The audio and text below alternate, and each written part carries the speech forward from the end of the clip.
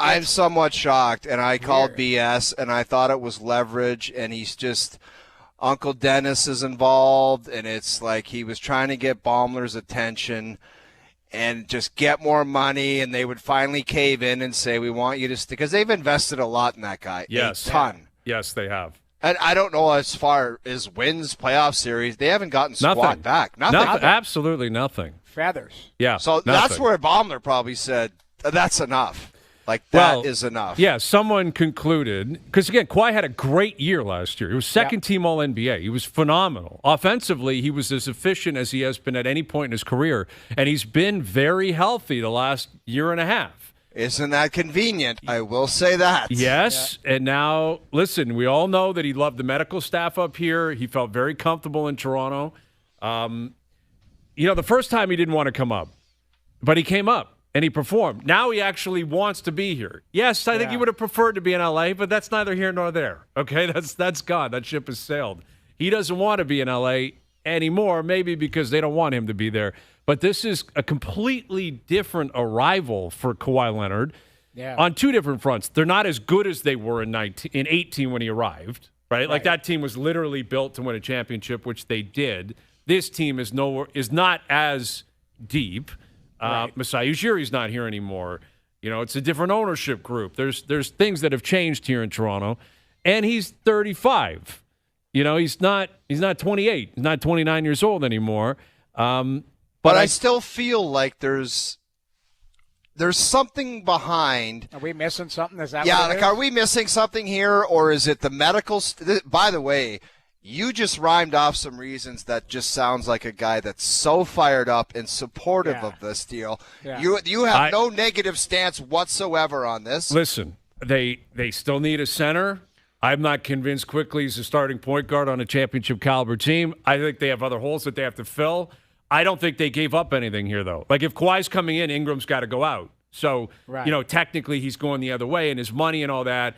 But you flopped him for Kawhi Leonard, which is a massive upgrade and a no-brainer in my opinion. There was something about Ingram that the playoffs he was horrendous. I know my NBA sources say that this guy is a true baller. That's what the text I read, a true baller. All he cares about is basketball. But there was just something, I had a weird vibe. I don't know if it was the casualness or I have no idea. He's a laid-back guy.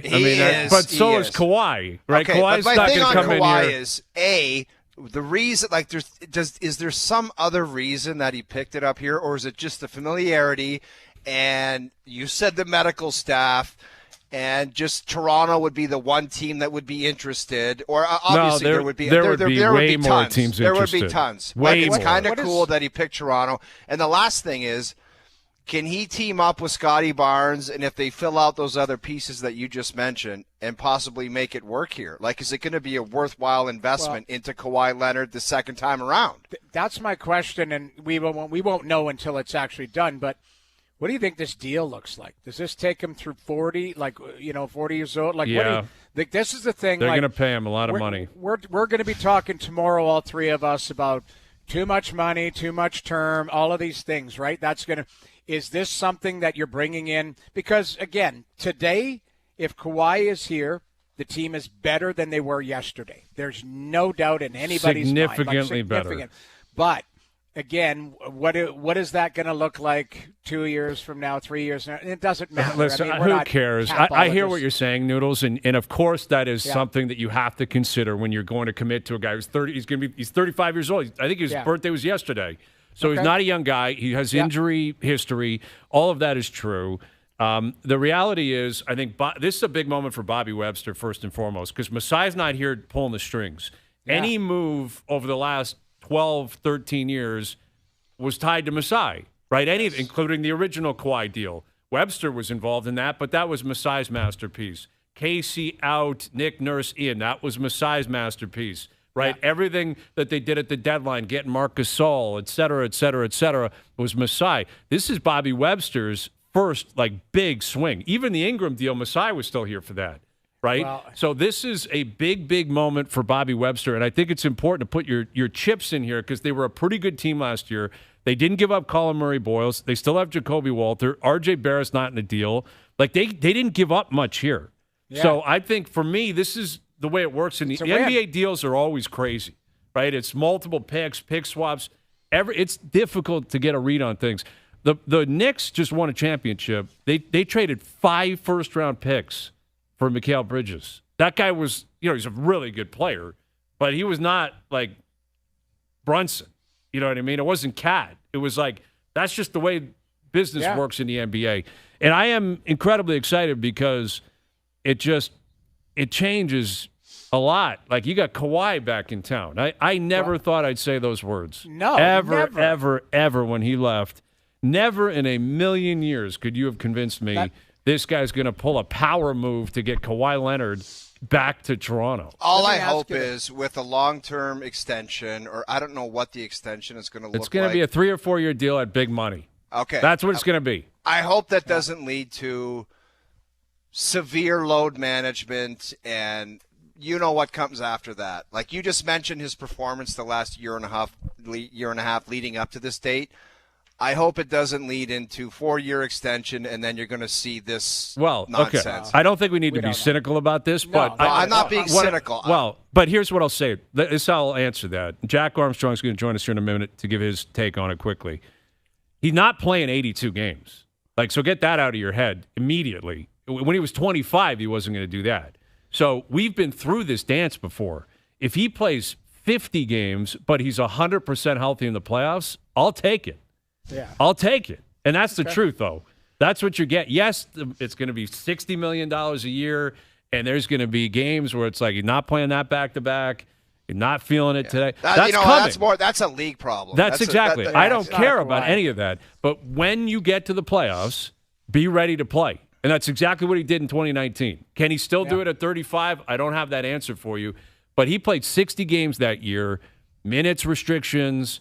But when they tipped off against Orlando in the first round, Kawhi was like, I'm going to give you 2 months of the best player in the world.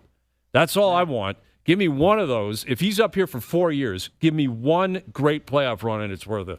That's my benchmark. Like, that's where I'm they're better hoping today he can take this team. Than they were yesterday. See what Jack says about significantly better. And it's a nostalgic feeling because, again, Kawhi is back here with the Raptors. Here's Jack Armstrong, the voice of the Raptors, a man who's been covering this team and following this team for a long time, including back in 2019.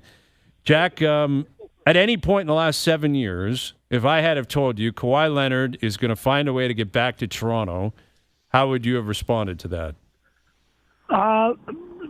Super surprised, almost shocked. Mm-hmm. But based upon the situation where he's going into the last year of his deal and they're going into a rebuild mode, I totally understand it as well. And I think Kawhi, it was a really, really difficult decision for him, more than he'll ever admit, to leave Toronto. He had such an amazing experience. It absolutely far exceeded everything he ever thought he would experience living in Canada, playing in Toronto, playing for the Raptors, winning a title, and more importantly, how well people treated him. And I think he really has a soft spot in his heart for that. And, yeah, look, he's a calculated guy, and he's looking and saying, hey, I want to play beyond 1 year. Who's going to give me an extension? Don't kid yourself. That's there. But I also think he looks at this roster and the warm feelings he has for playing here. And no doubt this has happened. It's funny.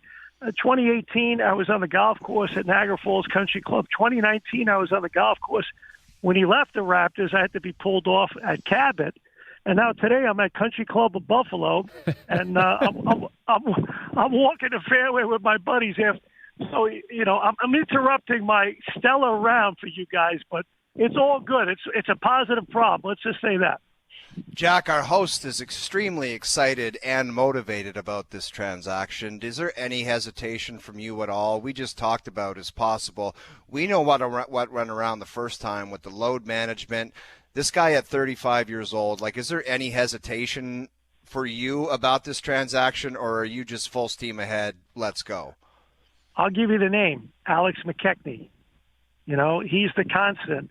5 rings with the Lakers, a ring with the Raptors, and there's no way they do this deal without asking his opinion of, working with a 35-year-old first ballot Hall of Famer who he has experience with, that, could you get him to a point where he's going to be not only a very good player for you this year, but more importantly, there's obviously an extension in mind here as well. What do you think? And I'm sure that this is something that they talk long and hard about it, because you're giving up a very good player in Brandon Ingram, and obviously Grady Dick had a tough year this year, but you're also giving up futures in terms of picks and swaps and all the other stuff. So you got to feel that, with the roster you currently have, that he could make a significant difference in propelling the growth and accelerating the program. And if you look around the Eastern Conference right now, I think we would all agree that, some teams have done some things in this offseason and even during the season to improve their teams. I mean, you look at what the Knicks gave up to get Bridges a number of years ago. You're not giving up as much to get Kawhi Leonard. This guy's, again, a first ballot Hall of Famer. So if you think that he can make a difference and accelerate the development for these other guys, I think it's something you owe yourself to do. So, Jack, where do you, if you're the Raptors and Bobby Webster, what's your next move? What do you think they need to continue to do here to get to that next level with the addition of Kawhi? Well, a lot of it is going to come down to now in terms of your cap management. What can you fill in around them? Obviously, can you look at what you have in terms of Mamu, and can you find a way to keep him on your roster? Right? Obviously they're right up against the cap, and that's something that they got to consider.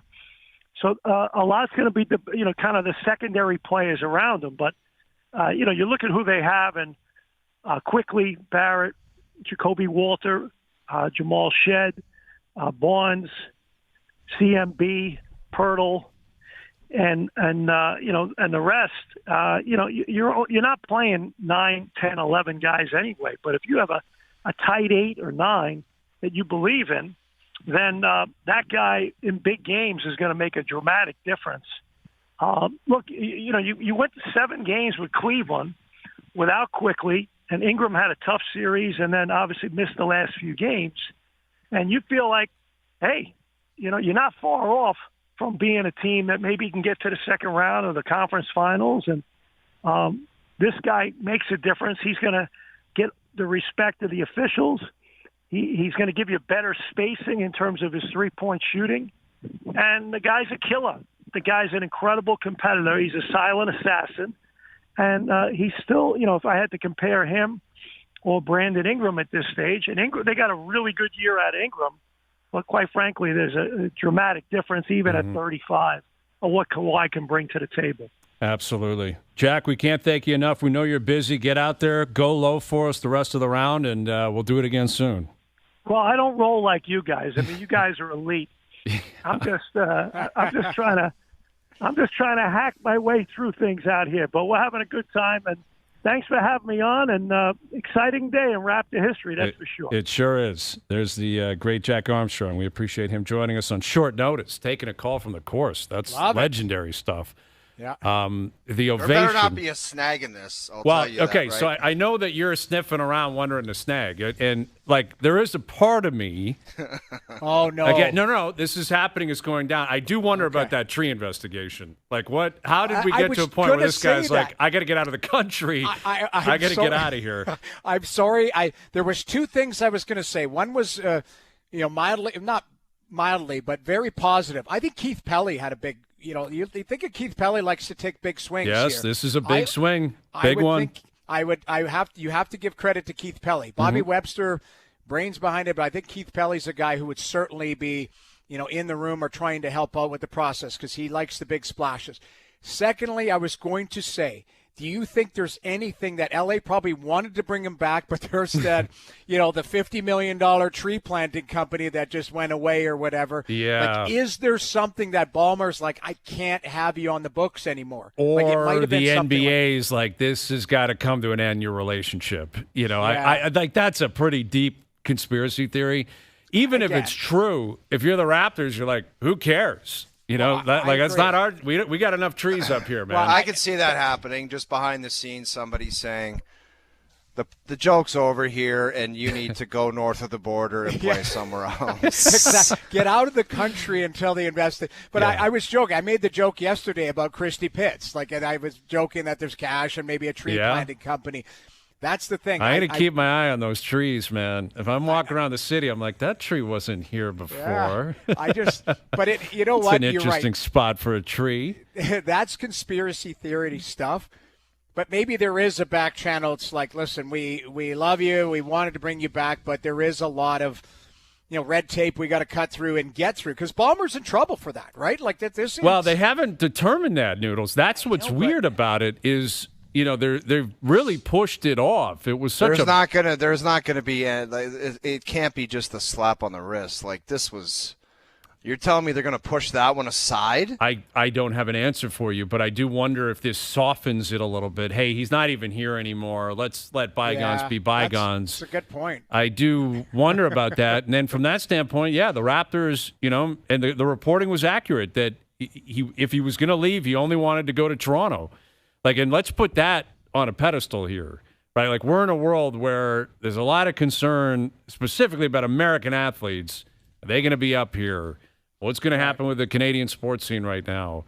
And here's Kawhi Leonard, he's committed to being a Raptor, right? And Kawhi is who he is. He's a very unique athlete in terms of the way he operates, the way he performs. But when he steps on the floor opening night, that place is going to go absolutely insane when he gets called out. Like when they call out number 2 and say Kawhi Leonard, that place, the roof is going to explode. It is going to be a welcome back that I think is, not many examples I can think of over the last 30 or 40 years in Toronto sports. I just wanted to interject one thing that it's probably not going to be an argument now. Kawhi gets a statue or Kawhi gets a row, a seat on this guy doesn't give a statue or a jersey to anybody. This could change some things. That's what I'm saying. It wasn't Definitely 1 year and out. Could change some things. This is a curveball I didn't see coming. I mean, yes. Again, he won, which always made it feel different. The Kawhi, using the LeBron comparison, much more visceral.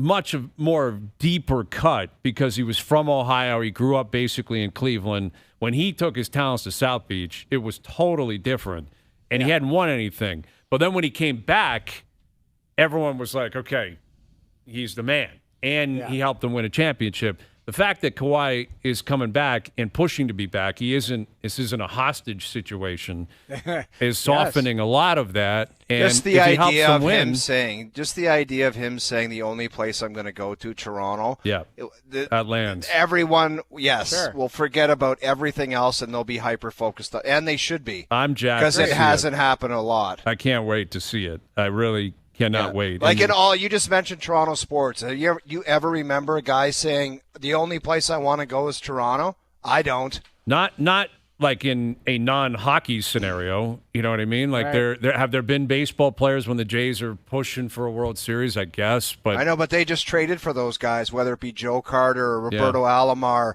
whoever they brought in, those players weren't saying I want to go to Toronto or nowhere else. This is very, very new and significant, and I think it puts, the spotlight on a few people. Bobby Webster's done his job. You mentioned Keith Pelley ownership, they've done their job.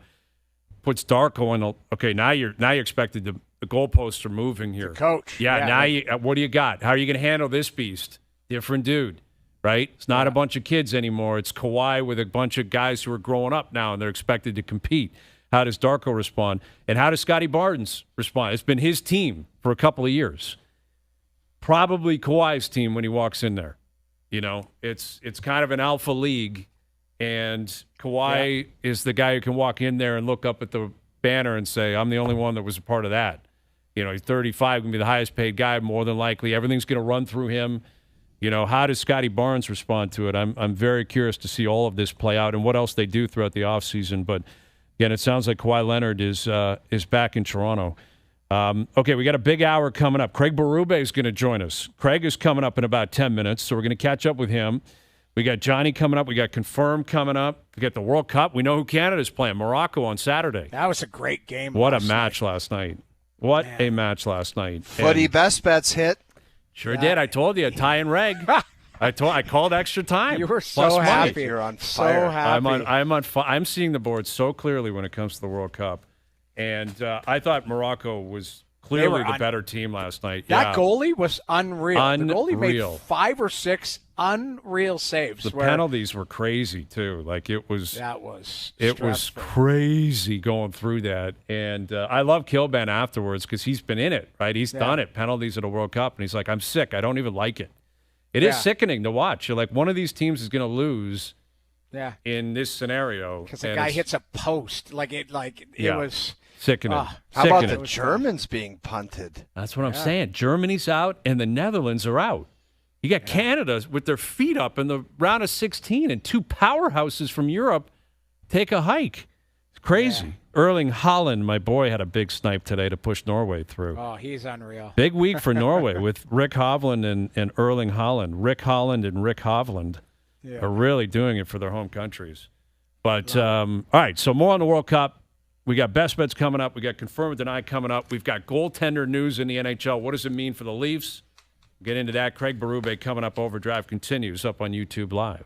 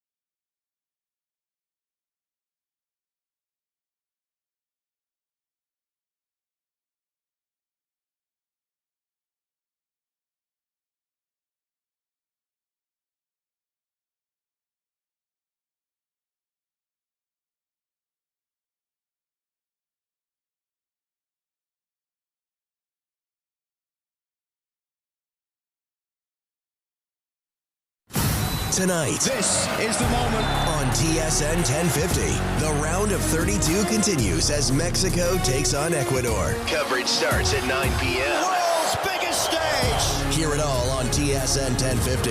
The FIFA World Cup 2026 lives here. Now, back to OverDrive with Hayes, Noodles, and the O-Dog. Don't sweat the technique. All right, OverDrive continues, powered by FanDuel, bringing you more ways to play your game your way. World Cup continues. Canada, Morocco on Saturday, so we know that that's coming. On Saturday, 1 p.m. in Houston, Canada, Morocco. Morocco was in their group, when they were in the World Cup in 2022. They lost that match, but they played them pretty well. You got France and Sweden going tonight, Ecuador and Mexico tonight as well. Down in Mexico. Those crowds are going nuts in Mexico. Wow. Crazy. Everywhere. Everywhere. Yeah. The whole World Cup experience. And Thursday night's going to be no different. Portugal and Croatia down at Toronto Stadium. Jays with the win last night. Did you see what those tickets are going for? Like, they're apparently a pair of tickets is like $25,000. Yeah, I heard that. $30,000 I read this morning. $30,000. That's got to be two-spot. That's got to be international money, though, right? Yeah, I don't know how that. Like, that's got to be royalty flying in. Like, who's sitting in Toronto? I know there's a big Portuguese community, big Croatian community. My buddy Perok is the only guy that I know that could afford $30,000 for 2 tickets. He's Croatian. He'll probably go to the game. That's what I'm wondering. Like, are there any like whales in the Portuguese or Croatian community who are like, I'm not missing this opportunity in my backyard? Dude, tons. Okay. Here's your Perok answer. is going. Perok is paying $30,000 cash. I like By the that. way, tomorrow's a big day. Have you come up with an opening line like, we are entering a new generation of TSN hockey. Let's get started. Something like that. You've got to have something. I'm not doing that. Hello, friends. That's the thing. That's a Jim Nance. That would be interesting if I just took something like that. Yeah. Like I'm just taking hello, friends. And that's going to be mine now. You cannot do that. You cannot do hello, friends. Doesn't Duthie always go, hello, Canada? I was thinking about that, right? Hello, Canada, because so if you're just tuning in and you're unaware of this, I'm hosting Free Agent Frenzy tomorrow with all of us there, right? Everyone's going to be there. It's going to be awesome. We start at 11. We can't wait. And the reason is because Duthie is still covering the World Cup. Obviously. Yeah. It's not like Duffy. Well, to be fair, the guy, like, what is he doing on off days? Like, nothing. So you're suggesting he should fly up for this? Could have happened. Regardless, I think you need, like, there's a new sheriff in town. Let's get started. Something like that. I'll think about it. I was thinking, does the OverDrive Open fly on something like that? I don't think it does, because that's kind of our thing, right? It's our thing for our show. I don't want to. Duthie usually does something about it's Canada Day, and we're crazy hockey fans, and all we do is sit around and watch hockey trades. You got to do your own thing. You got to be you, and I'm sure it's going to be awesome. Don't overthink it. That's my whole thing. I'm just we'll see where it goes, And listen, there's so much news already happening. The last 2 weeks in the NHL has been one of the truly one of the craziest 2 weeks I can recall in terms of the amount of trades, player movement, sign-in trades. Yeah. And today, Jakob Markstrom's on his way from Jersey to Florida. So Florida's made their decision. Markstrom and Schmid, who they picked up from Vegas, that's their two-pack in net.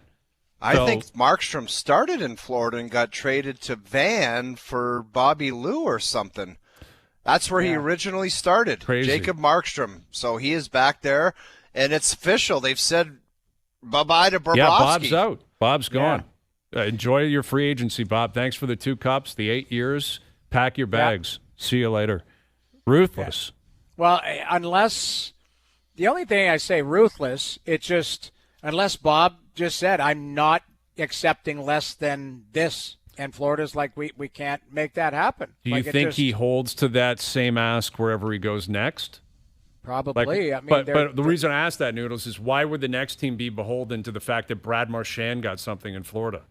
Like, why would they care about your pride in Florida? You know what I'm saying? No, I agree. The only thing I would say with Bobrovsky, that the new team can be creative with, whether it's Toronto, Edmonton, Detroit, what are the teams? There's probably 4 or 5 teams that could circle him and say, he's over 35, so you can do a reasonable base salary and then make it all bonuses.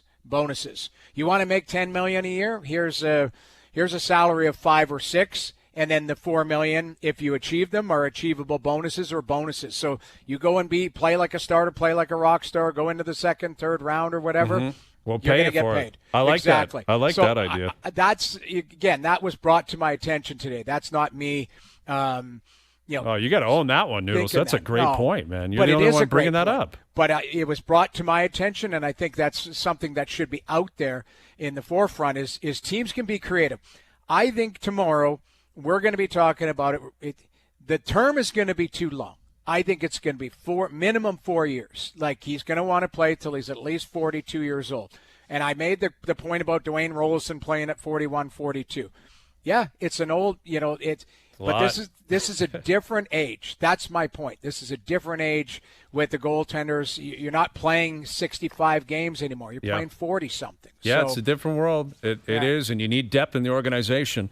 And, TSN, we're always looking for depth. Right? We're always looking for depth. We're looking for muscle. We're looking for smarts. We're looking for talent, character. I could go on and on and on. And I'm not describing workout freaks. And I'm not describing myself stepping in for Duffy, just for the record here, because I will be in there tomorrow. The 3 of us will be in there tomorrow like we always will be. But our next guest is also going to be basically a free agent signing for TSN tomorrow. It's going to be awesome. We can't wait. He's going to be a big part of what we're doing tomorrow from 11 to at least 2 p.m. Here he is, Craig Berube, back on OverDrive. There he is. What's happening, Craig? Not much, guys. Just hanging out at the Harbor Castle Hotel. Glad to be on with you guys. Thanks for having me. Yeah, it's great to see you again. Are you preparing for tomorrow? Are you prepared? What are you expecting to walk into tomorrow? Yeah, I mean, it's going to be interesting to see what happens. I don't know. There's I think there's been a lot of deals that have been done already through trade and things like that. And I think, the GMs, they want to get ahead of that, So I think there's been a lot of deals that have been done already, but we'll see what happens tomorrow. So, Chief, we're going to be, on different panels, all that type of stuff. What do you need to see from us? If I'm on the panel with you, do you want me to lead the conversation, or I just leave you there like Wayne's World and you start talking? What do you want? I'll let you guys lead and I'll follow tomorrow. You guys are the experts, not me. Yeah, that's how we describe ourselves anyway. Chief, what do you make of the work that the Florida Panthers have done? I mean, they're going to be a nasty bunch of business. Not that they weren't to begin with, but they got Gudis back there. They got Hathaway. They've got Brady Tkachuk. Like, they are not screwing around. It is going to be, it might not work and they might not win. They've got a goaltender change now, it seems.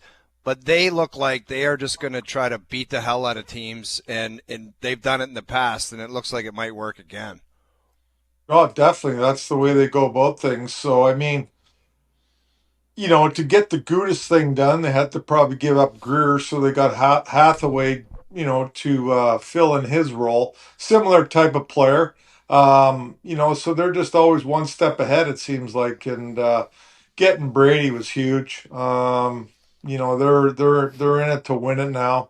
They had a tough year last year with injuries and things like that, losing their captain. And they're a tough team to play against. They're big and heavy, and they play a certain way, and they don't deviate from that way. So, Chief, we were just talking before you came on about Bobrovsky.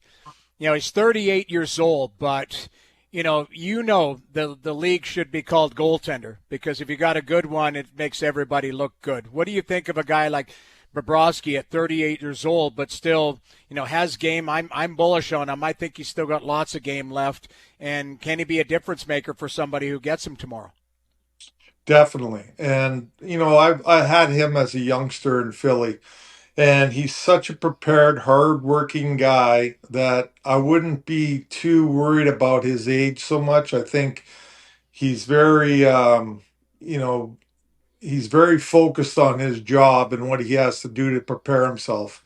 in terms of off ice stuff and things like that. I think he's very, very prepared, and I think he has game left. If you're in it to win it, I'm definitely in that conversation and try to get that goalie. With Craig Berube, well, I mean, there's some word that maybe the Leafs are kicking tires on that. If that ends up happening, where let's say Bob ends up signing with the Leafs, they've acquired Radish, they brought in McKenna. You know them as well as anyone in terms of what is still there. How much of a difference do you think that could have in terms of them projecting what the Leafs could be next year or what they could do next year?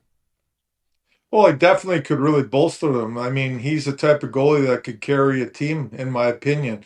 Now, can he play, the games he played in the past? Probably not. With his age, you might have, you got to figure that side of it out. With Hill to be there, needing waivers this year, I'm not sure, if they're going to move Stolers, they like whatever combination they want to go with. But, if I'm the Leafs, I definitely would be in that conversation to see if I could sign him.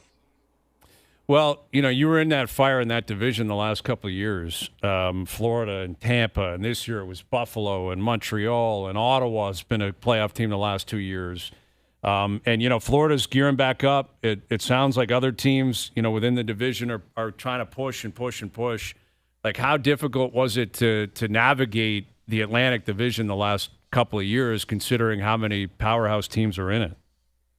Well, it's a great division, and I think if you look at Ottawa, Montreal, and Buffalo, they're all on the way up, right? And they're pushing now, and they're right up there. You saw it the last 2 years. Ottawa's a very good team. I know they lost Brady, and that's a tough loss, but I still like their team. I like Buffalo a lot. I mean, they're still trying to improve, and they're going to try to add to their team the way what they already have, and Montreal too. Montreal is a little different in my opinion, but I'm sure that they're going to try to make some moves here to help their team too. So those three teams that were probably the bottom of the Atlantic for a while, they're up there now. And Tampa Bay's Tampa Bay. They're going to make some signings they got to fill in the Radish hole. Maybe if John Carlson goes there, who knows? But they're still a very, very good team. And obviously Florida, what they've done so far, they're going to be back next year. They're going to be a tough team to play against. So it's a great division. I know Boston they traded for Paterka, and they're trying to keep pace too. So all these teams are trying to stay on top and keep pace, and the Leafs are in the same boat. Signing Radish and doing some things that they're doing. They're not done yet. I don't think they're going to try to push and make a few more deals to help their team, in my opinion. Chief, some Canadian teams have been taking blows with star players exiting. You've Quinn Hughes and Brady Tkachuk, and who knows what happens with Connor Hellebuck. Just your experience as a coach in the Canadian market, how did you find it as opposed to coaching in Philly or St. Louis? Just being in the Canadian market, how did you find it?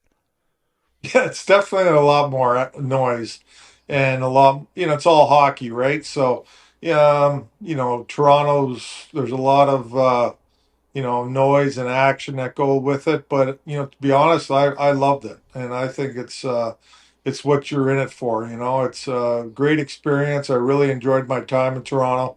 I know things didn't go well last year, but that's the way it goes sometimes, and you get let go. But to me, there's nothing better to be in that action and the noise every day.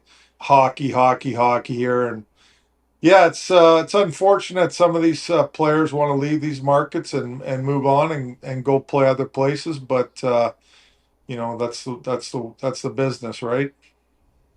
With Craig Berube, and it does seem like basically pitching your team or your market has become a part of pro sports in general, but certainly in the NHL, and being able to almost recruit. I'm curious where a coach falls in line with that. Throughout your experience as a head coach, wherever you were, how often would you be involved in actually speaking with free agents or talking to players before a deal or whatever, and basically giving your opinion on what they're walking into? Yeah, for sure. I've been involved quite a bit in those situations where, the general manager says, well, give him a call, talk to him, let him know where he fits in, how he's going to be used, and what's expected out of him and what he's coming into. And so I've called in numerous players over the years and have talked to them about how I'm going to use them, where they fit in, what our team's like, things like that. So, you're trying to obviously sell things to them, but you're not, yeah, personally myself, I'm not in there bullshitting those guys or telling them things, I'm telling them what it's going to be reality. This is the way things are going to be. This is how I'm going to handle you, how I'm going to coach you. I don't want there to be any, well, I didn't expect this. So, yeah, I'm upfront with them about it. And, so personally, me as a coach, I was involved in those things. Was there ever a GM I don't know if behind that you happens. Yeah, go ahead. Go ahead.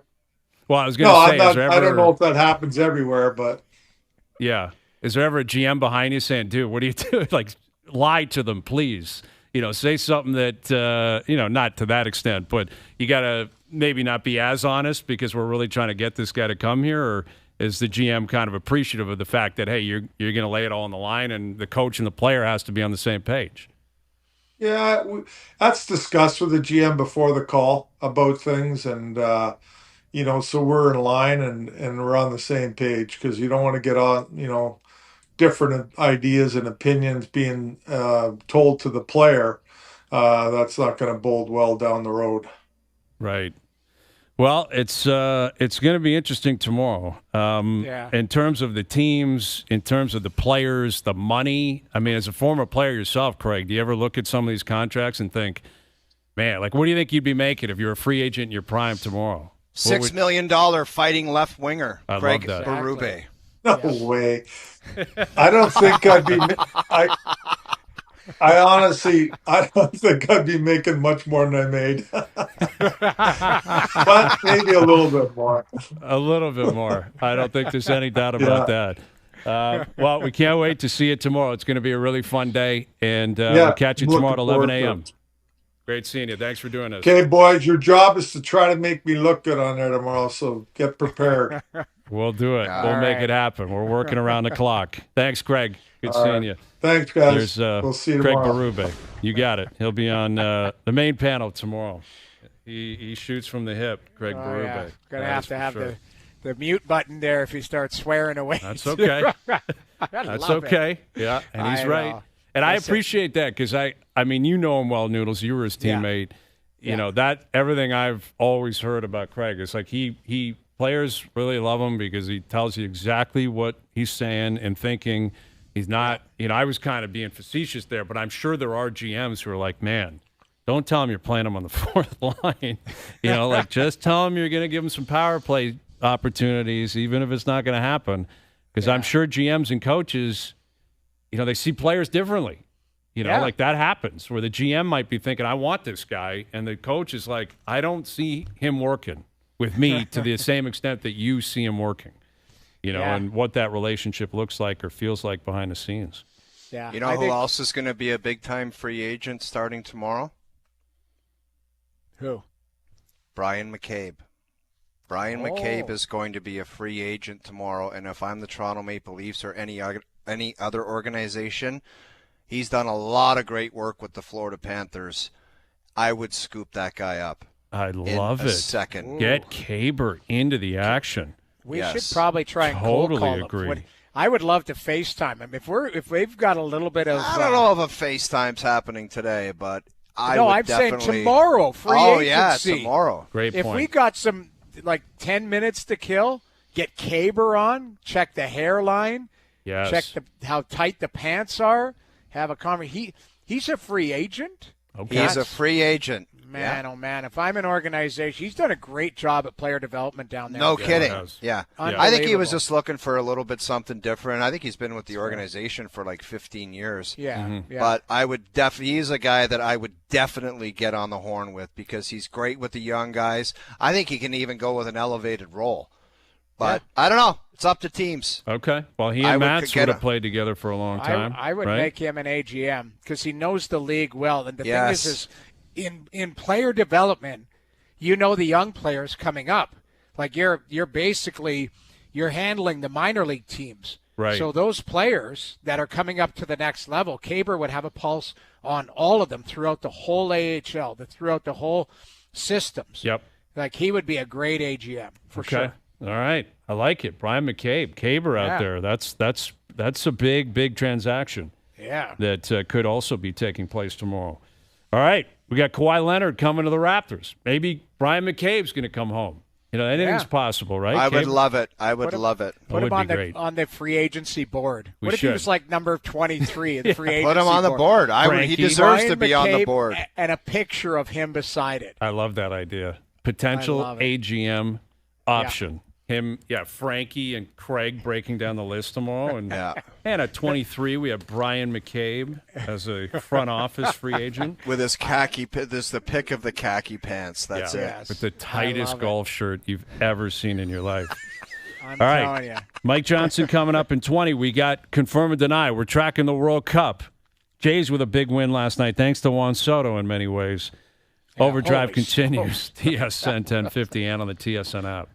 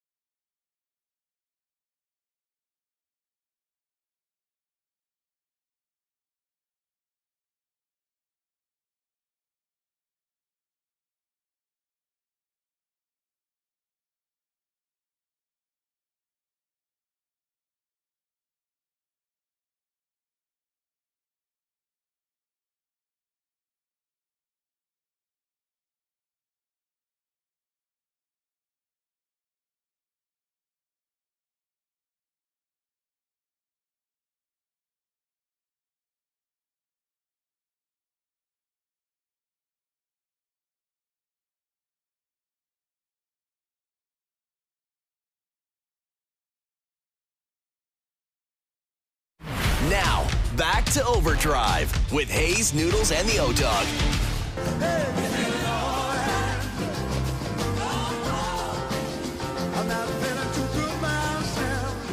All right, Mike Johnson confirmed or denied coming up. Kawhi Leonard is on his way back to Toronto. And, man, the Clippers paid him a lot of money, and not a lot came out of it. And that's a solo owner, Steve Ballmer, one of the richest guys in the world. I was thinking about that last night with Steve Cohen, owner of the Mets, one of the richest guys in the world, who must be looking at Juan Soto. Oh my God! Play left field last night. That play on the Springer Little League homer was outrageous. Embarrassing. Yeah. Outrageous. Like, it was amateur hour. The stumble up to the ball, and then the effort to go. Basically, when he turned around, he looked at the kid in center field and was like, "Well, you better go. You better go get it." Yeah, screw it. And then the poor kid chucked it into the corner. Like, look at this. That guy's one of the best players in the world. He turns around, he's like, piss on it. Yeah. And then this guy grabs it and whips it in the corner. And then he's like, the hell with it. The Three Stooges bid. It was outrageous. Yeah. Outrageous. Like him breaking on this ball for $700 million. Look at him. He's like, never mind. Like, that's Al's brother breaking on a ball. It's crazy. The lack of effort. Do you remember there. how, kind of, just watching him as, a young kid, how good he was when he started with Washington. Yeah. Mm-hmm. Everyone was like, this is the next great player in baseball. And he was kind of like a joy to watch. And it's just like the movie. You know when the guy gets the big contract and they turn into that? That's what he is now. That was Roger Dorn. He's Roger Dorn. I don't slide for pop flies. I don't dive for balls in left field. It just doesn't happen. That was Al's brother for sure. That's all mosey in. Didn't get it. Never mind. Like he could still hit. His numbers at the plate are still great, but that team stinks. They are so bad, and Soto is just sitting there collecting checks. You want to know one alarming thing I got from last night's baseball game? What's that? Lindor hit a bomb, and he's missed 2 months with an injury, and it was his third. You know who has one more? Yeah. Yes, Vladdy. I'm aware of that. This guy was injured for 2 months. Yep. He had himself an error last night at short as well. I mean, it was pretty ugly baseball. But you're right. Yeah, and Lindor's making a lot of money. Vladdy again struggled at the plate. Hit some balls hard. Right, a lot of exit velocity chatter last night. Dude, he's entering the territory where you're like, what the hell have we got on our hands right now? It is so ugly. Right now, it's very troubling. Clearly. Yeah. But the Mets, that's what you needed. You needed to run into the New York Mets, find a way to get yourself a win, which is what happened last night for the Blue Jays. Back in action, looking for a series win this evening ahead of Canada Day tomorrow. All right, hour 2 coming up. Kawhi back in Toronto. What else could happen in NHL free agency between now and noon tomorrow? Mike Johnson confirmed with the night coming up. Overdrive continues up on YouTube Live.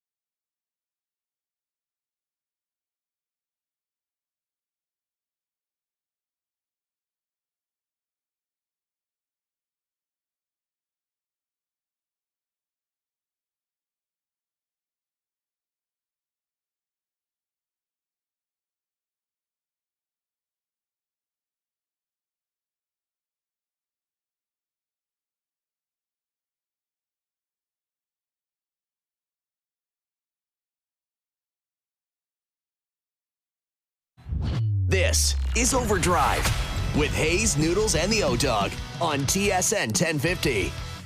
Someone pour me up a double shot of whiskey. They know me and Jay Daniels got a history. There's a party downtown near 5th Street. Hour 2 OverDrive continues, powered by FanDuel, up on TSN 2, up on YouTube Live, streaming up on Crave later this evening. Tomorrow's free agent frenzy in the NHL is officially free agency in an hour in the NBA. But Kawhi Leonard is on his way back to Toronto, and you expect an extension, probably a couple-year extension. Obviously, at big money, it's going to happen. But have we ever rolled with something that never came true like this? Like, we are all in on this going down, and it has not really been official yet. Have we ever done that before? Like, just report it. We have? Well, Ohtani was on a flight to Toronto. I was just going to say, point. it was the Dragon's Den's guy that we were tracking his plane. Yep.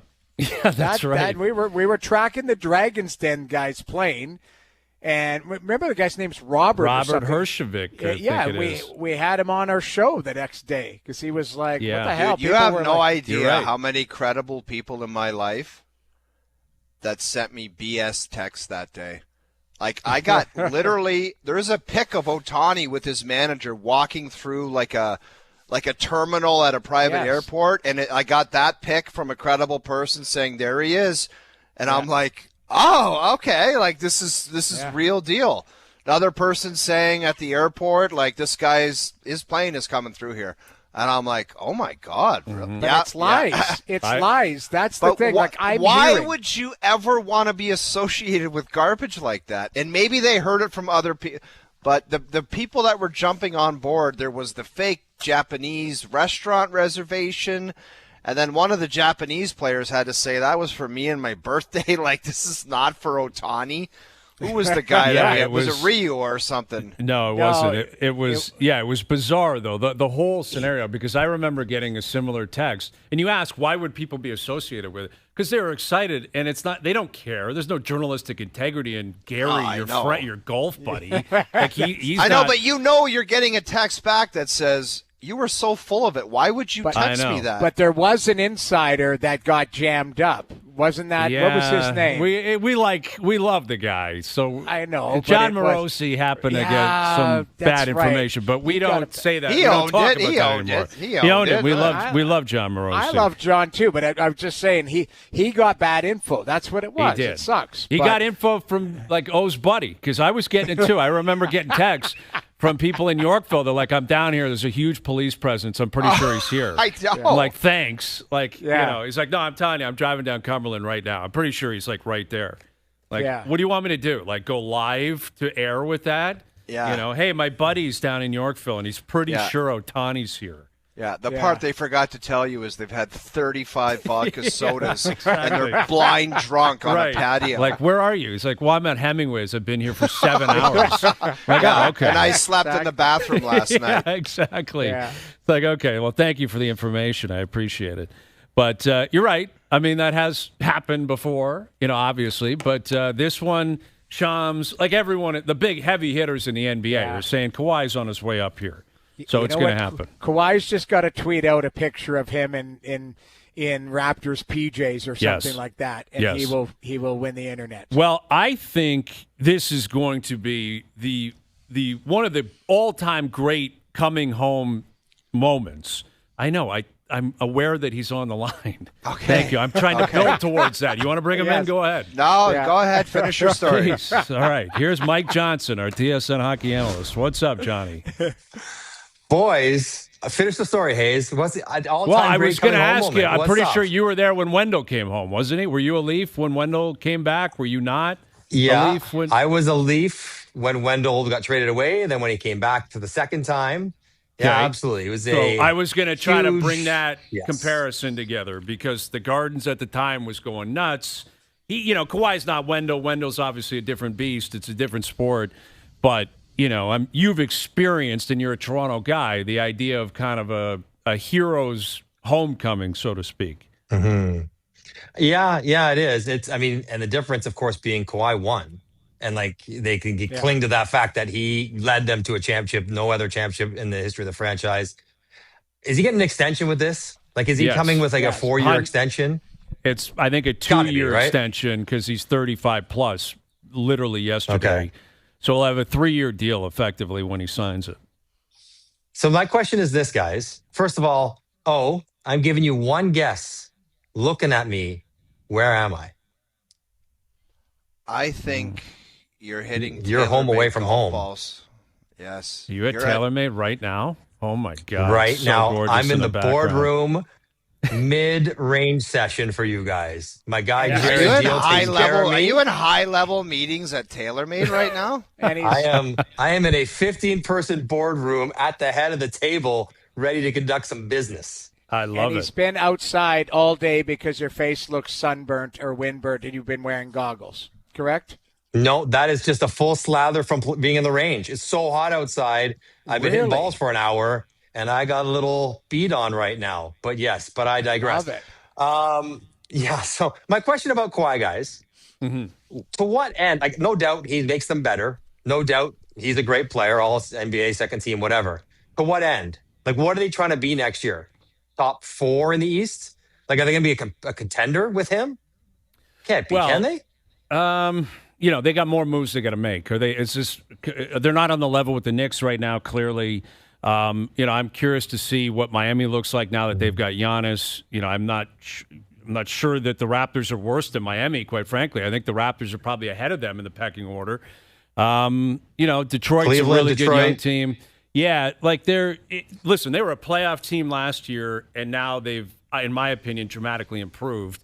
And if he's healthy come playoff time, I don't think they're a team that anyone would want to play. Does that guarantee you anything? No. But I think the East, the Knicks just steamrolled through the East.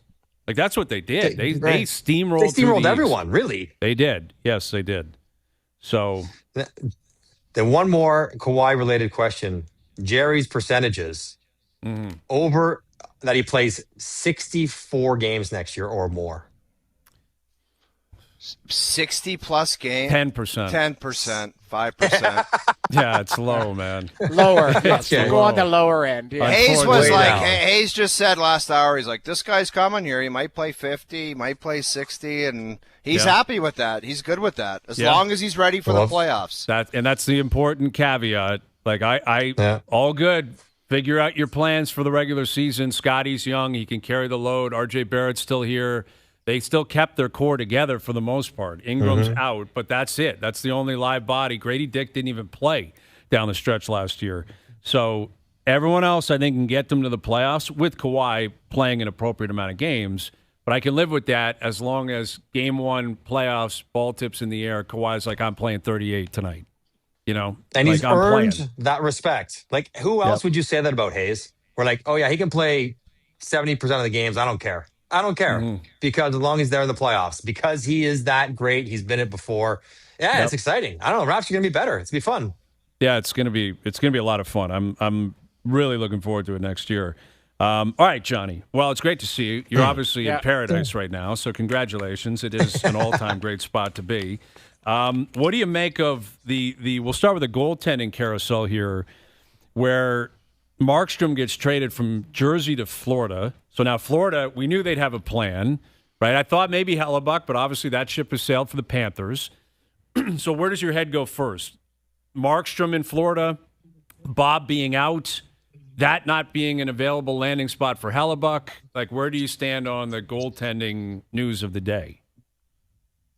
My first reaction is I think that's a pretty good pair in Florida. Akira Schmid, during the regular season, was the best goalie in Vegas. He was better than Carter Hart. He was better than Aiden Hill. And he'll be a good backup. They know each other from Jersey.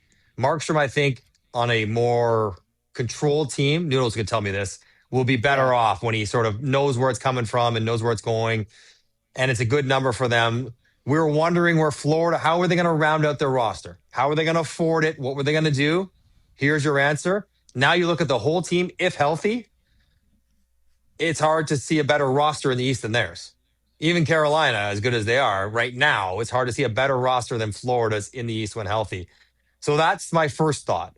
Then I go to, where do the dominoes go from here?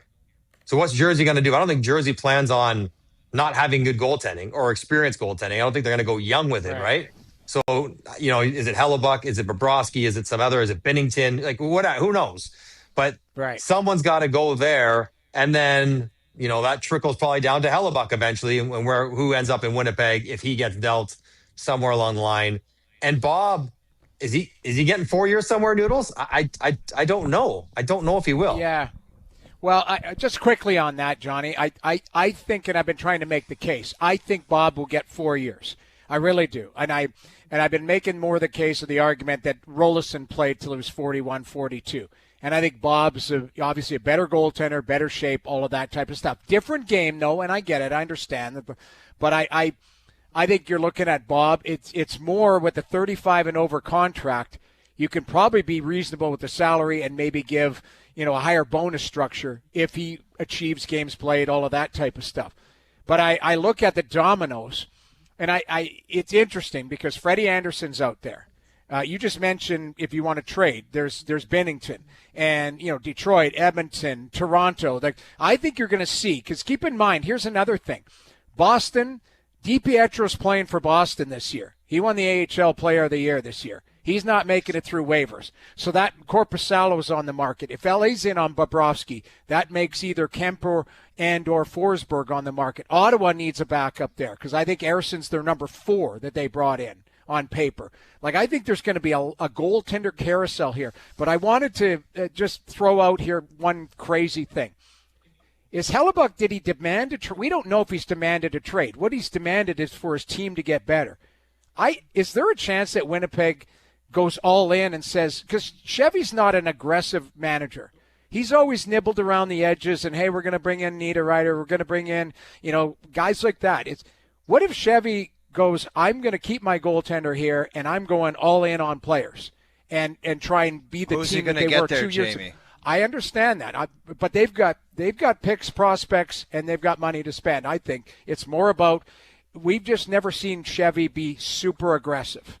Is there a chance that he does? You got to sell Winnipeg on them, Noodles. That's the thing, right? You got to sell. But keep in mind, guys, the minute that Hellebuck, if he leaves, Kyle Connor, Scheifele, Morrissey, those guys have signed to play there as the core. Mm-hmm.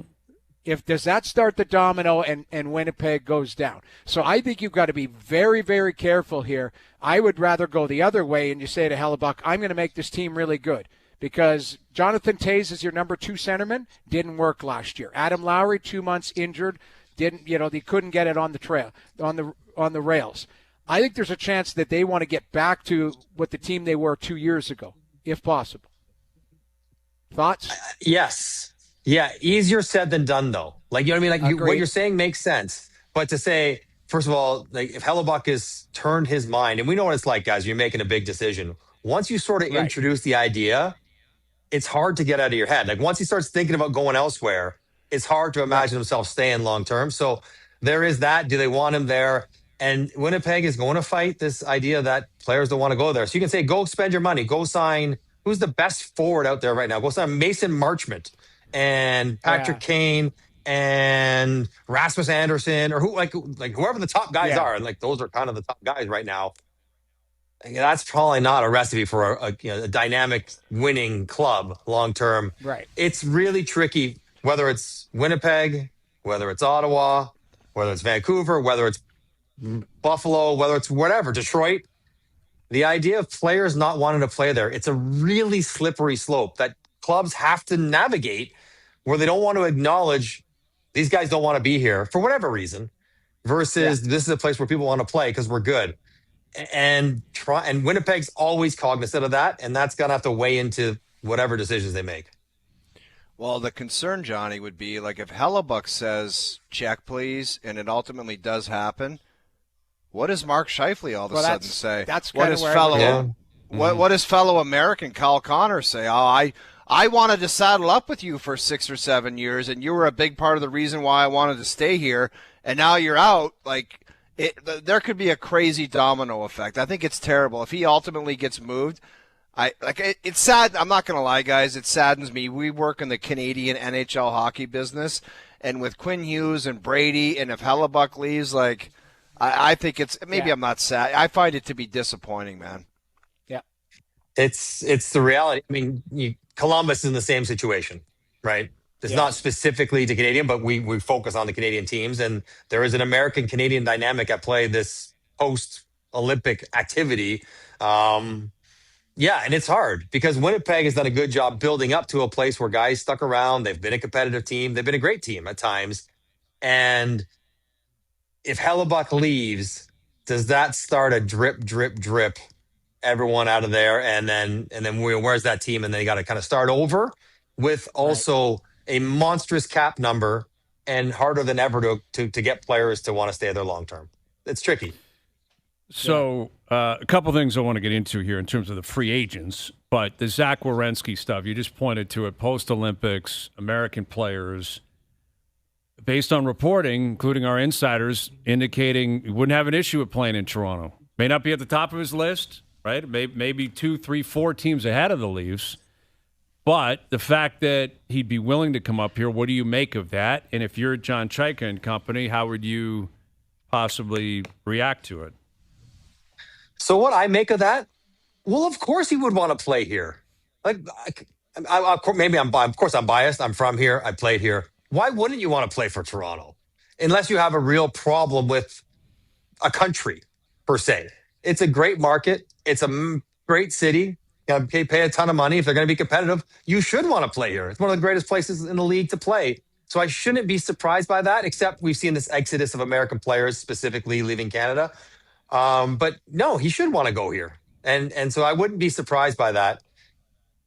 If your idea is to keep Austin around and happy and extended and however long this window lasts, like 4 years beyond this 2 or 5 years beyond this 2, then yeah, you trade whatever for Zach Werenski. Who on the Leafs, guys, Werenski's tricky because he's 2 years out, you can't get a deal done. But if you knew he was going to extend, who on the Leafs would you not trade for Zach Werenski? There's almost Honestly, nobody. there's probably Austin, nobody. Yeah, Austin because of the name. Well, I'd probably say McKenna too. I might throw in there. Like, Okay, I don't think I'm trading sure. the first overall pick for 2 years and a 29-year-old. It's just it's complicated. It's a different kind of world. Right, that's a different. But like as far as existing players under contract that are NHLers currently, I don't think there's anybody that I wouldn't trade for Zach Werenski. I don't think there's anyone who's as good as Zach Werenski, especially Hayes, if you have a verbal understanding he's going to extend for 6 years and $75 million. Agreed. I think there's only 2D in the world that are better. Yeah. Right. He's that good. He's that good. So why wouldn't you do it? And Toronto's been screaming for a number one. Morgan Riley was close to it for a while. Dion was close to it for a while. But an upper echelon number one defenseman, they've not had since I don't even know when. Thomas Caberlet was sort of around that. Brian McCabe was sort of around that. I don't even know, right? Like, all the way back to wherever. So, yeah, if he was willing to come here, you would have to look pretty heavily at any option you can to get him. And any team would say that. Like, any team but Minnesota, Colorado, whatever, every team in the league should be sort of looking at it the same way. Yeah. Agreed. I that's where we were talking about it yesterday. Do they have the assets to even, be swimming in that pool? Like, I think San Jose would be the most intriguing one for me because they've got such a wealth of young players, picks, all of that type of stuff, and they're dying for you. You put a number one player like Werenski on the back end with that young core, scary. That would be a team. I think San Jose is going to be a real attractive team this year, but really 18 months from now, dangerous team. But you're right. I think the Leafs could be in there. I come back to, we talked about this yesterday. If Quinn Hughes fetched what he did, what would the Leafs, like you said, nobody's untouchable outside of, would say, McKenna and Matthews, really. And Willie's got the no move. We talked about it. I don't think he's waving to go to Columbus. But at the end of the day, like, it just, do they have the currency? It would have to be a lot, and they don't have first rounders. Well, like, that's 2 the years, hardest. That's what I said yesterday, Jamie. Like, the multiple first rounds, it's not available. Well, it just, they have Colorado's, right?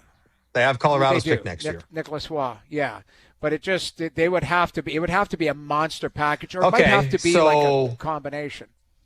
So Rossi, Bouillon, and how many picks did Vancouver get for Hughes? One. They got one, and they got the other kid. Hang on a sec, Johnny. I got to ask you something before you get. No, hang on a sec. That package that went to Vancouver. Yeah. What do you make of it, Johnny? Ogrim is the name. Ogrim, that's it. Yeah. Oh, Liam Ogrim. Good player. Right. Good player.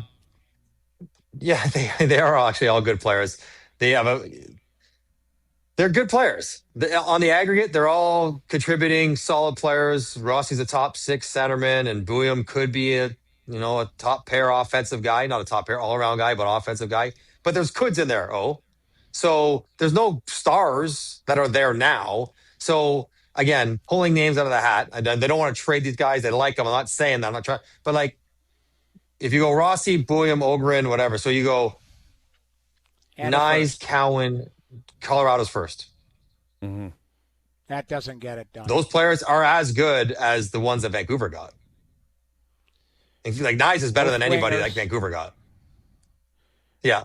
You both wingers. I mean, Rossi's a 60-point second centerman. The reason I brought it up, Johnny, is because Hayes brought out his scouting book yesterday, and he said the haul for Quinn Hughes was unacceptable. No, I basically said what he said. I said, listen, Buem's got a real opportunity. Like, I'm not disputing that. Rossi's a good player. Like, I don't think he's personally going to be a star. I mean, we'll see what he becomes there in Vancouver. And the first-round pick is probably going to be like 28th overall or something. Like, it was a good package, but it wasn't some, like, grand slam.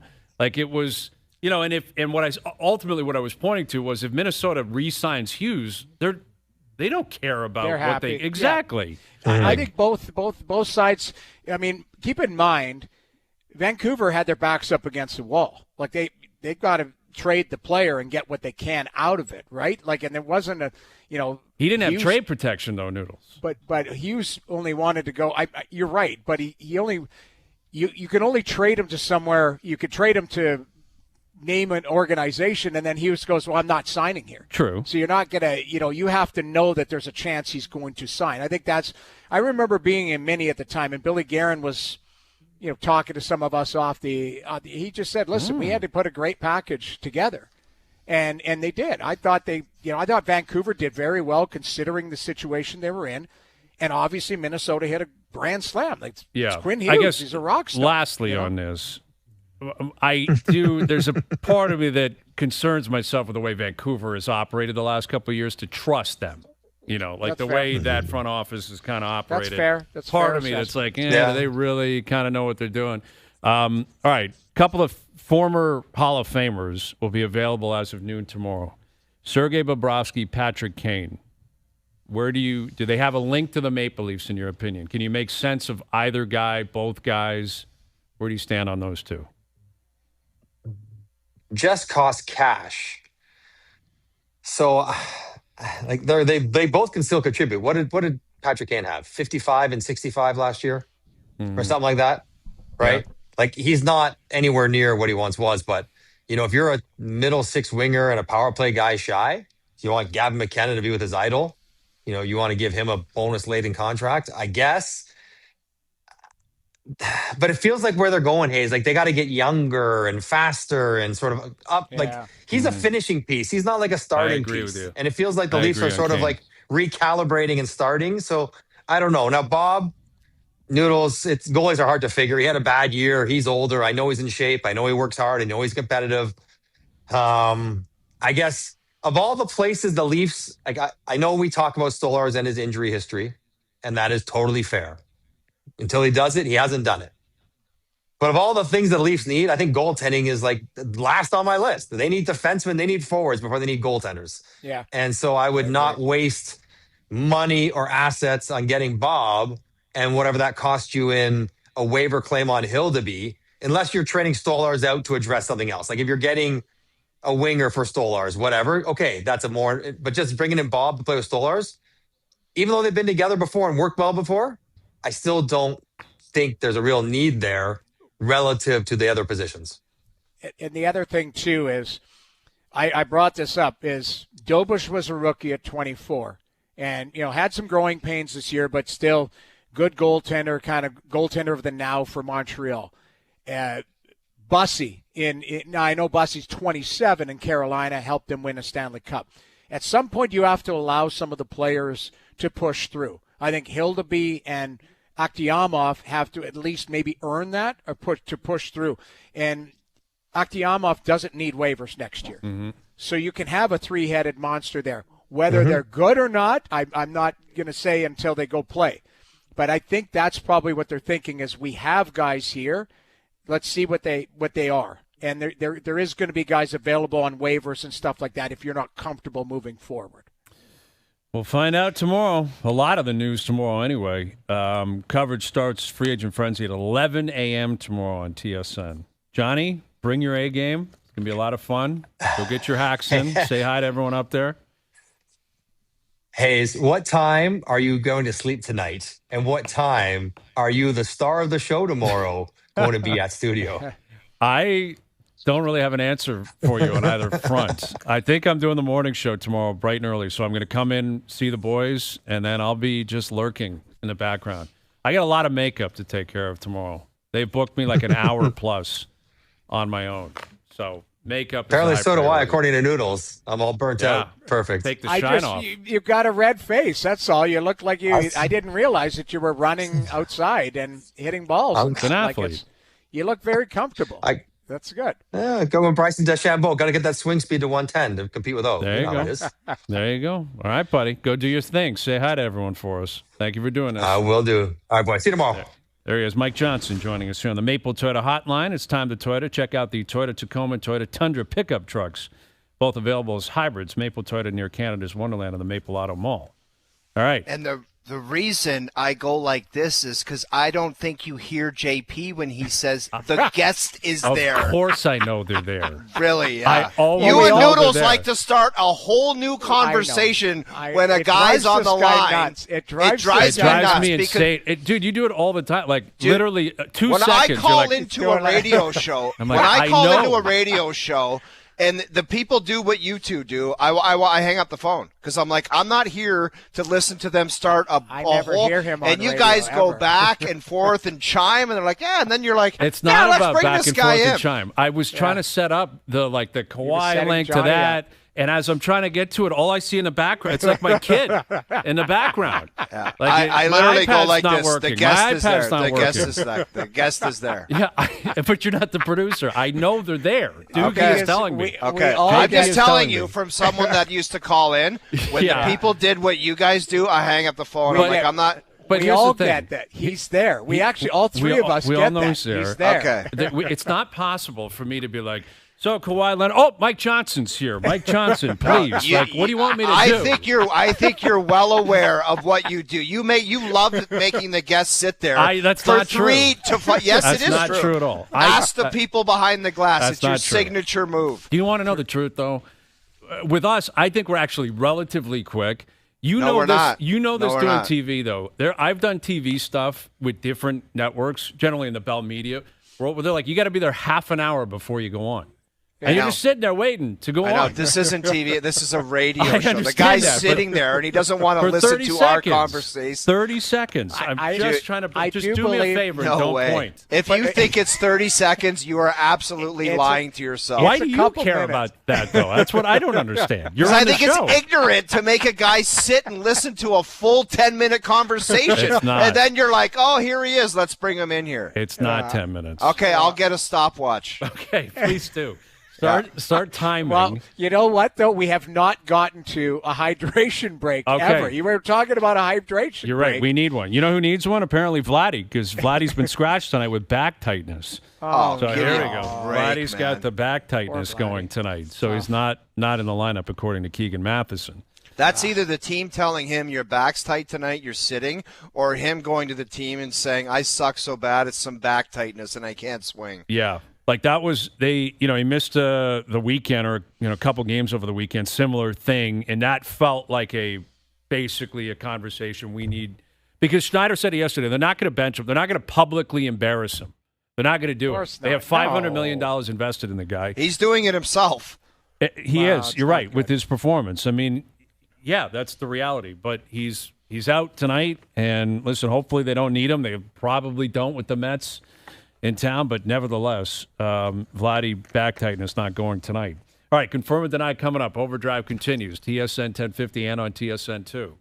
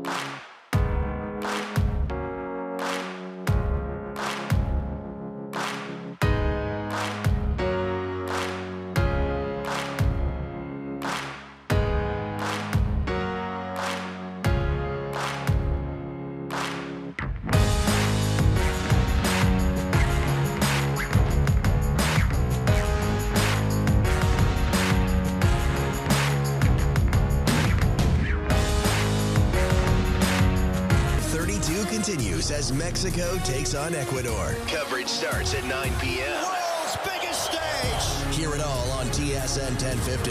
The FIFA World Cup 2026 lives here. Now, back to OverDrive with Hayes, Noodles, and the O-Dog.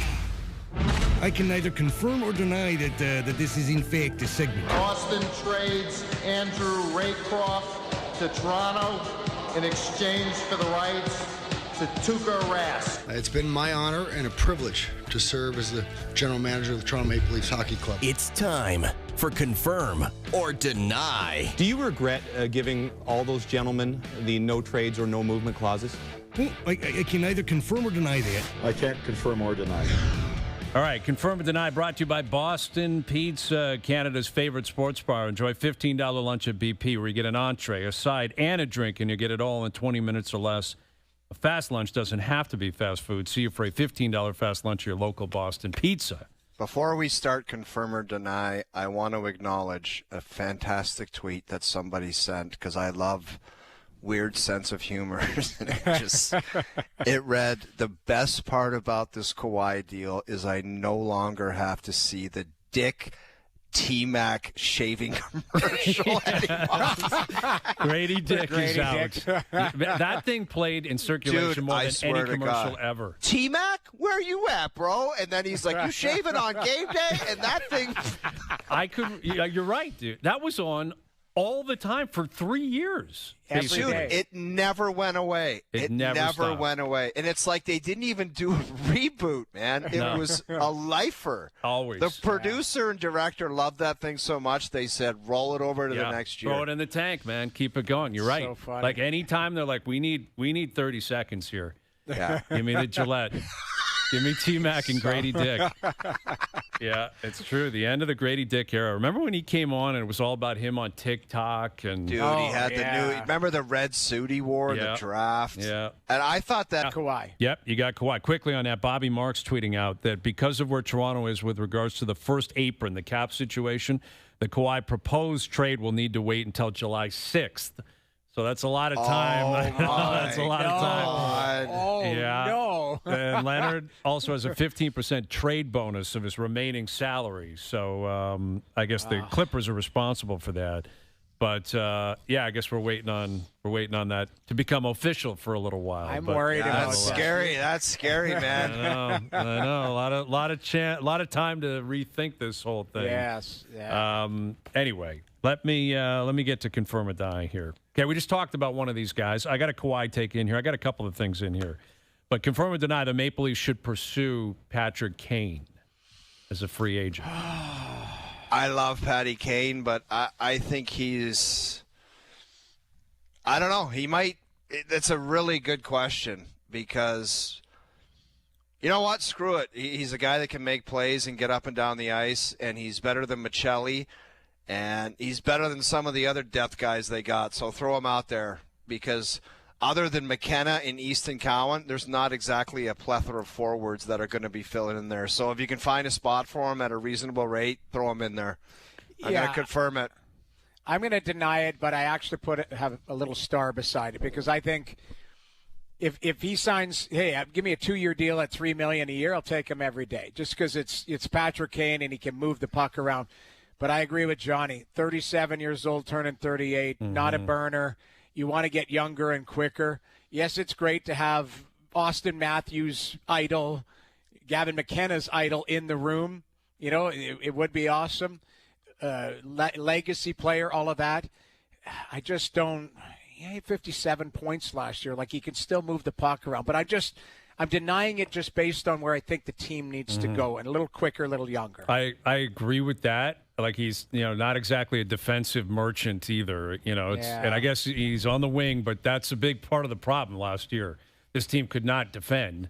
And, if your first power play is set, you're talking about second power play minutes. How many of those minutes is he going to get?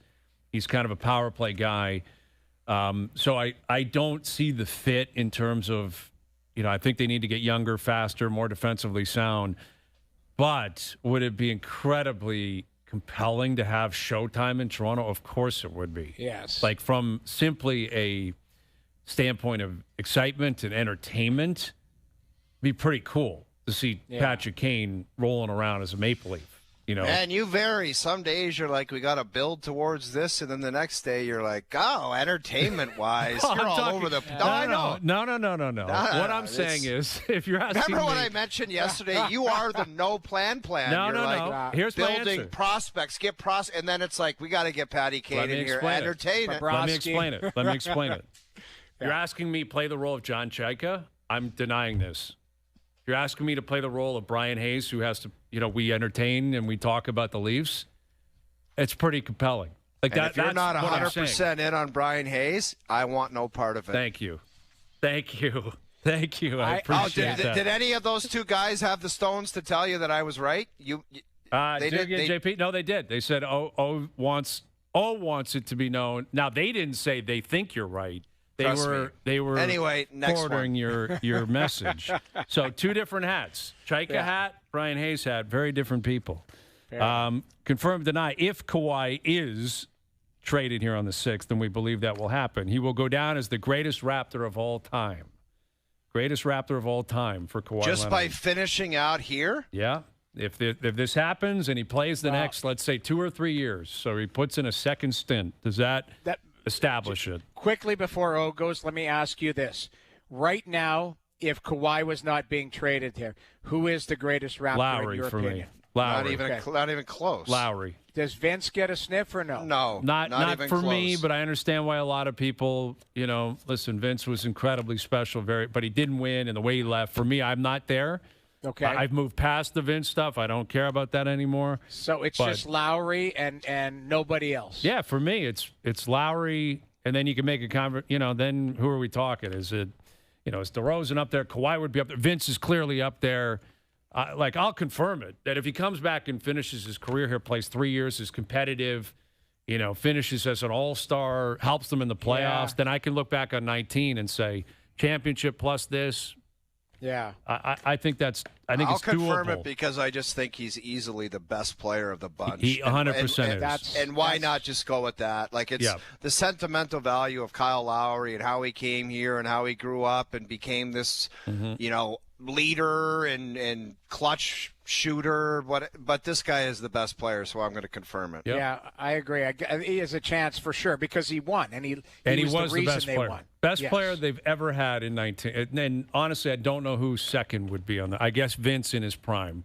Maybe Chris Bosh in his, big moments, year 6, 7, et cetera, of his run here in Toronto. All right, this is the one. This is a Joe from the Bridge question. Okay. But not in terms of, wondering, like, rumor-wise. This is completely irrelevant stuff, but it actually might matter for some people. Confirm or deny, if Sergei Bobrovsky signs in Toronto, he will wear number 72, not Gavin McKenna. Deny. I think they've already they've already Interesting. given Gavin McKenna number 72. Really? But there is a thing, and I'm sure people know this, where there can be a phone call and 38-year-old Hall of Famer calls you up as a rookie. You guys tell me what that looks and sounds like. I know, but what if the 38-year-old guy that's got $120 million in the bank says, I want to give you a $50,000 Rolex for 72? That's what I'm saying.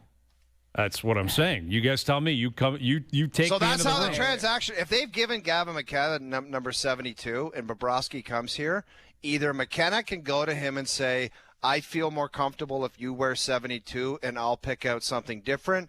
Or there's a conversation where it's like, that's what happens. A guy buys a guy a Rolex and they take the number. It's a very interesting conundrum because I think you're looking at big picture, and McKenna is a cornerstone piece of your organization moving forward, and there's a chance he's here for 15 years. Mm-hmm. Bob might be a 2-year stop type of thing. It's 72. Like, remind me, is anybody wearing 27 right now? It's retired. Yeah, geez, you can't, right? Yeah. So I'm trying to figure out if there's a different way you could, finagle that. You're right, Darryl. Maybe McKenna goes to 88. Well, that's Willie, though, isn't it? Like, oh, it is. Yeah, right.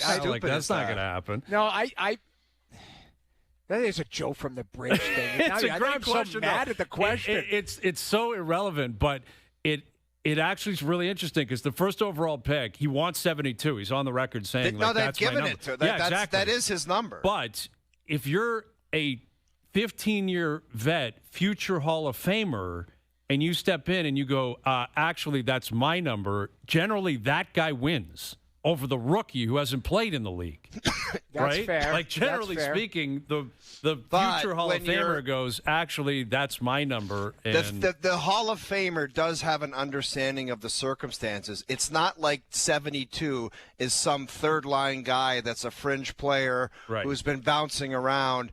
I'm sure this is so stupid we're even having this. It's so Joe from the bridge. So great. It is. But if he came here, he'd be like, this kid's the first overall pick and 72 is his number. If they want to chat and do something, they could. Okay. But I'm denying it. Bob, you got to find a new number, man. McKenna, they're probably already being sold 72 They jerseys. are. Yeah, I think so. I think that Bobrovsky would understand the magnitude of it and say this is this kid's here for the long term. Mm-hmm. I'm here for a couple of years. I think Bob would find a different number. Okay. I was just trying to quickly check. No, you're right, though. What did he wear in Philadelphia? Oh, I don't Bobrovsky, remember.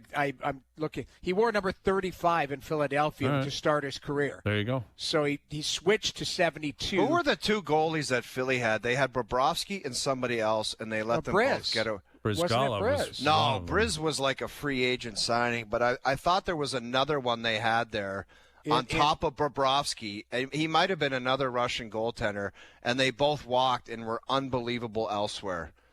I don't know who it was. I think about the name. I'm pretty sure it was Brizgalov. I'm telling you. Bobrovsky No, and Brizgalov I would never include Brizgalov in the list. they signed as a free agent. I think they from shipped Anaheim. Bob out But to they get both him. they both played together. Okay. Brizgalov and Bobrovsky played together in 2011, 2012. Brizgalov signed for $54 million. And that was it, though. That was the end of his road. Like, it was a bust in Philly. Yeah, he started seeing bears, and it was insane. It was bizarre. All right. I'm not convinced that Bob. Well, I'll believe it when I see it that he's coming up here. Obviously he's being linked, but now like Jersey needs a goalie, right? There's other teams that are looking for goaltending help. Big time. And it's a big contract, so we'll see. We'll see. I can't wait. Tomorrow's going to be. It's going to be fun. It's going to be a lot of fun. It's going to be a fun one tomorrow. Yep. It's going to be a lot of fun. Tomorrow starting at 11 a.m., Free Agent Frenzy, right? And the boys on First Up are going to be on the air tomorrow morning. Full coverage throughout the day on TSN Radio. Overdrive coming up tomorrow as well. It's going to be awesome. Canada Day. Craig Berube is going to be a big part of it tomorrow. It's going to be a lot of fun. All right. Best Bets coming up. And we'll recap what's been a really busy afternoon. Overdrive continues. TSN 1050 and on the TSN app.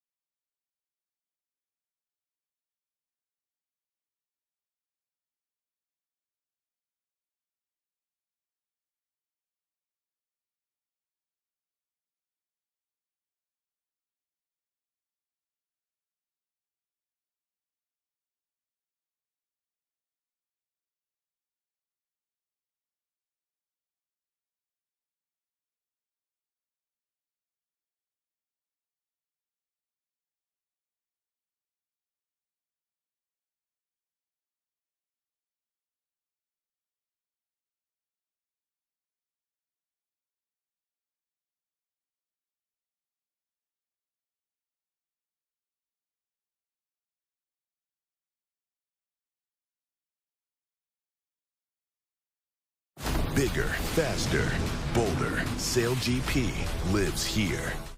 Catch every moment from every match on tsn.ca and the TSN app. Tonight, this is the moment on TSN 1050.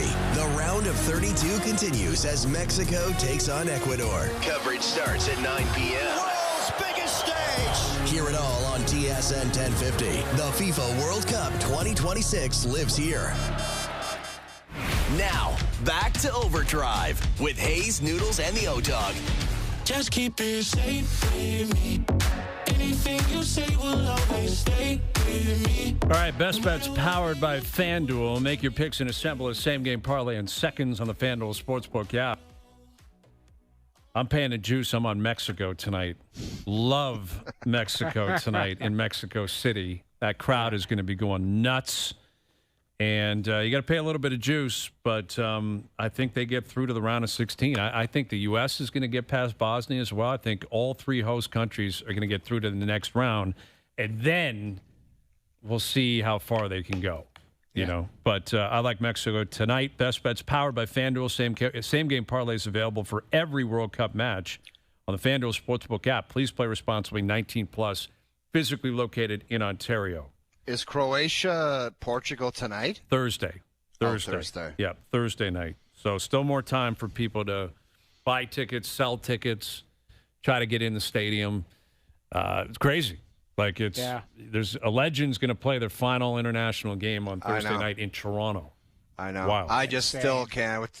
We talked about this a couple of weeks ago. Flipping $30,000 to go to a sporting event. Crazy. I always thought like $2,500 was outrageous for like two tickets. Mm-hmm. Yeah. Like $2,500 for two tickets. Like you hear that in NHL, NBA, like front rows, $1,000 per.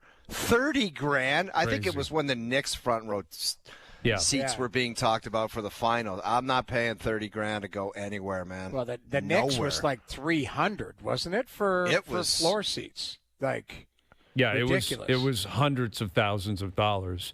Yeah, and like the difference, I don't know. This, I guess, in a way, is more unique than an NBA final because, you know, if you're Portuguese, Portugal's playing, Ronaldo's playing in your hometown.